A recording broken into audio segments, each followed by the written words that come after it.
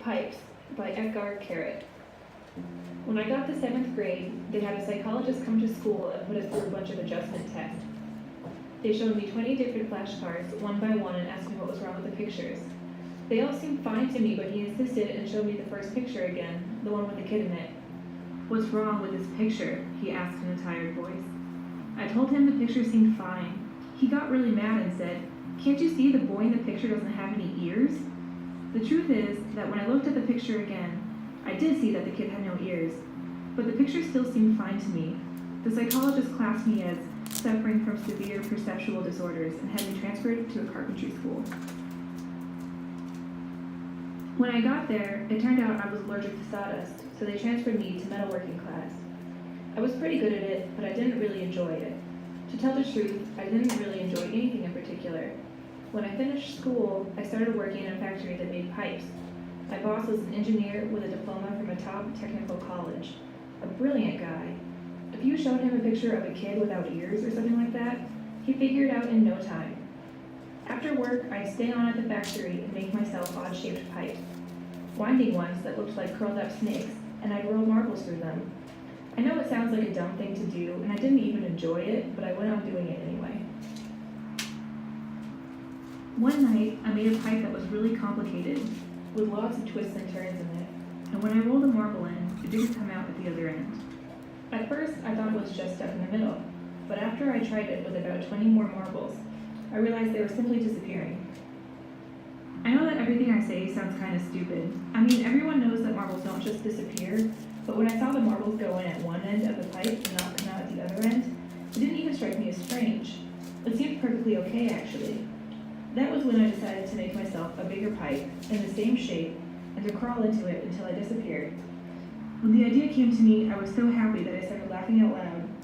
I think it was the first time in my entire life that I laughed. From that day on, I worked on my giant pipe. Every evening I'd work on it, and in the morning I'd hide the parts in the storeroom.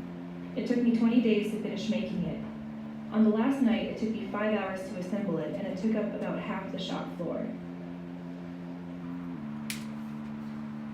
When I saw it all in one piece waiting for me, I remembered my social studies teacher who said once that the first human being to use a club wasn't the strongest person in his tribe or the smartest.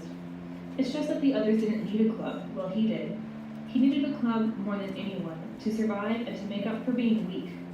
I don't think there was another human being in the whole world who wanted to disappear more than I did, and that's why it was me that invented the pipe. Me and not that brilliant engineer with his technical college degree who runs the factory. I started crawling inside the pipe with no idea about what to expect at the other end. Maybe there would be kids there without ears, sitting on mounds of marbles. Could be. I don't know exactly what happened after I passed a certain point in the pipe. All I know is that I'm here. I think I'm an angel now.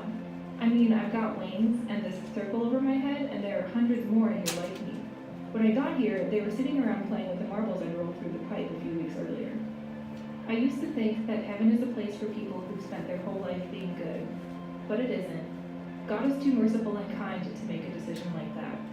Heaven is simply a place for people who are genuinely unable to be happy on earth. They told me here that people who kill themselves return to live their life all over again, because the fact that they didn't like it the first time doesn't mean they won't fit in the second time. But the ones who really don't fit in the world wind up here. They each have their own way of getting to heaven.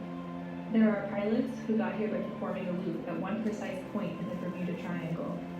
There are housewives who went through the back of their kitchen cabinets to get here, and mathematicians who found topological distortions in space and had to squeeze through them to get here.